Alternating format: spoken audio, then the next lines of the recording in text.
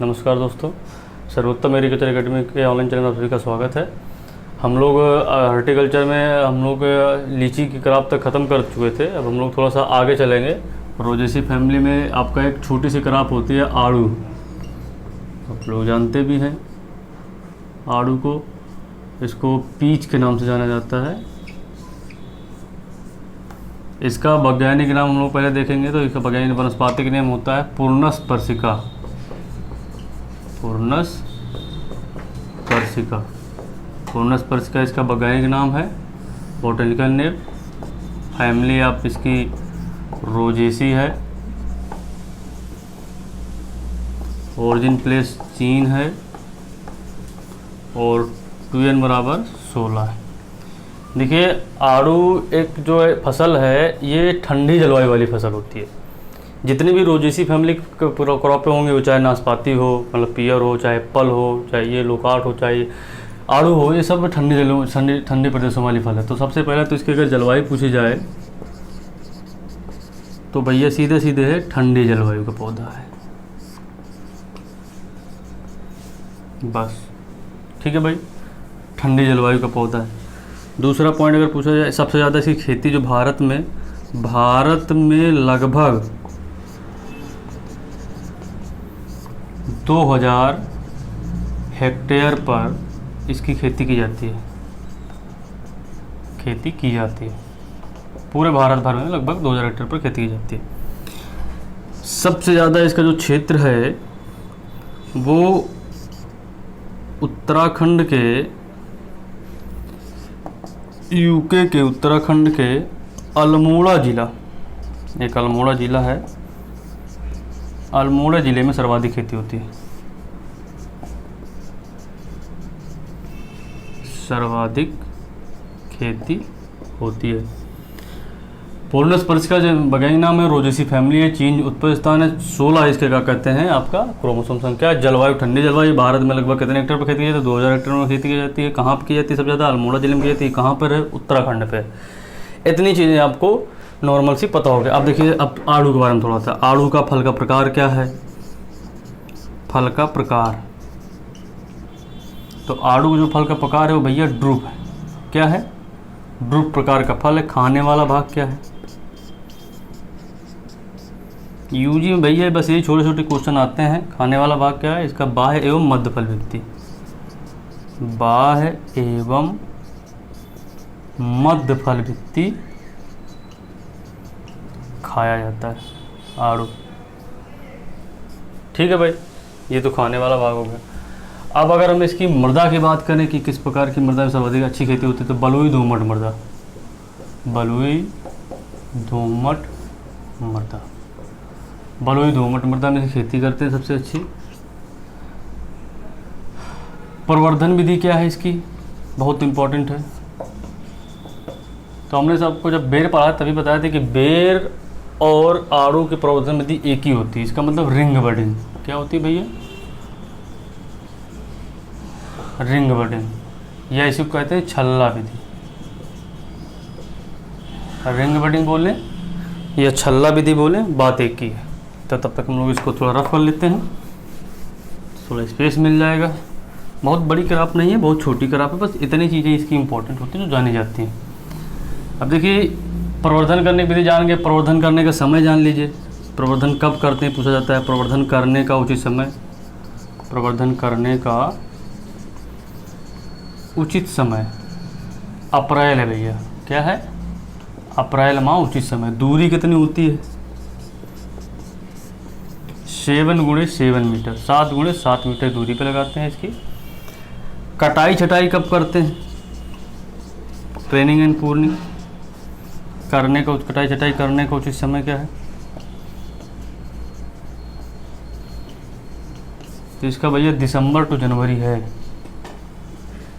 दिसंबर से जनवरी तक इसकी हम कटाई चटाई भी करते हैं। ये उचित समय माना जाता है कटाई चटाई करने का।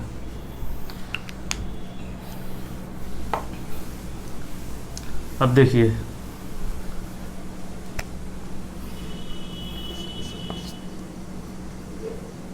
5 वर्ष का पौधा कितनी उपज देता है इसका, तो 50 से 60 किलोग्राम प्रति पौधा उपज दे देता है 5 से 6 वर्ष बाद। 5 से 6 वर्ष अगर पौधा हो जाता है, यहाँ पे हम ये भी लिख सकते हैं 5 से 6 वर्ष बाद आड़ू का पौधा कितनी उपज देता है, तो 50 से 60 किलोग्राम प्रति पौधा इतनी उपज दे देता है। लगभग 10 वर्षों तक ये उपज देता है, 10 वर्षों तक उपज देता रहता है, हमेशा नहीं देता है, 10 वर्षों तक इसकी उपज देता रहता है। उसके बाद नया पौधा लगाना पड़ता है। 10 वर्षों तक इसमें फल आते रहते हैं, जैसे कि लीची है 100 वर्षों तक फल देता रहता है, कोई दिक्कत नहीं। तो एक समय सीमा है। अब इसके बाद हम लोग इसकी वैरायटी पढ़ेंगे। तो वैरायटी में क्या है कि कुछ पर्वतीय होती हैं, कुछ मैदानी होती हैं। तो प्रजातियाँ 2 प्रकार की इसकी होती हैं। एक होती है पर्वतीय क्षेत्र के लिए,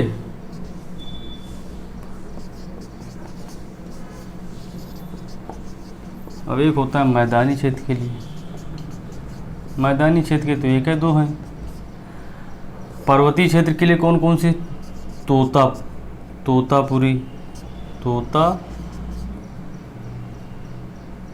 तोतापरी है ना कि पुरी है, वो पुरी जो होती है वो आम की होती है। तोतापरी, अल्बर्टा,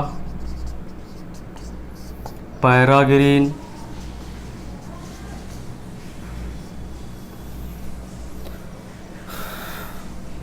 तोतापुरी हो गई, अल्बर्टा हो गई, पैराग्रीन हो गई।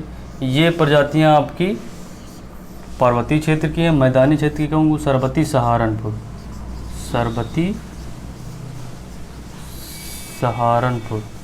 ये है मैदानी क्षेत्र के लिए प्रजाति। बहुत कम प्रजाति, ज़्यादा नहीं है, बस इतना याद रखना है कि तोतापुरी, पैराग्रीन, अल्बर्टा ये जो है ये आपकी सरबती सहारनपुर सारी प्रजातियाँ आपकी हैं आड़ू की। लेकिन इनमें से तोतापुरी, अल्बर्टा, पैराग्रीन जो है वह पर्वतीय क्षेत्र में उगाई जाने वाली किस्म है और ये मैदानी क्षेत्र में उगाई जाने वाली किस्म है। अब इसमें कुछ तेल की मात्रा भी पाई जाती है भैया। आड़ू में तेल की मात्रा कितनी होती पूछा जाता है, तो 40 से 50% तेल होता है इसमें के फलों पे।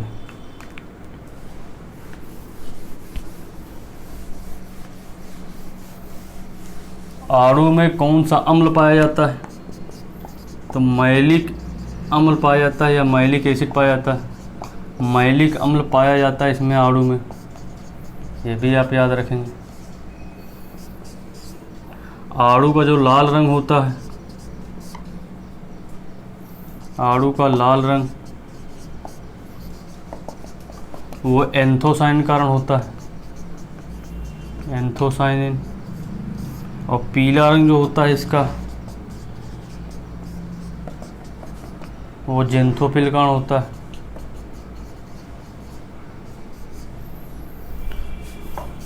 आड़ू का एक रोग है, फेमस रोग है, पीच लीफ कर्ल रोग।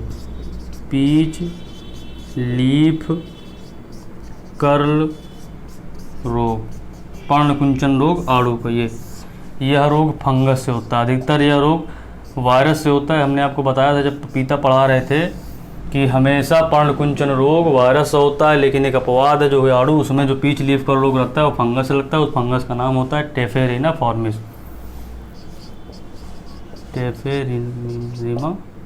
टेफेरिना।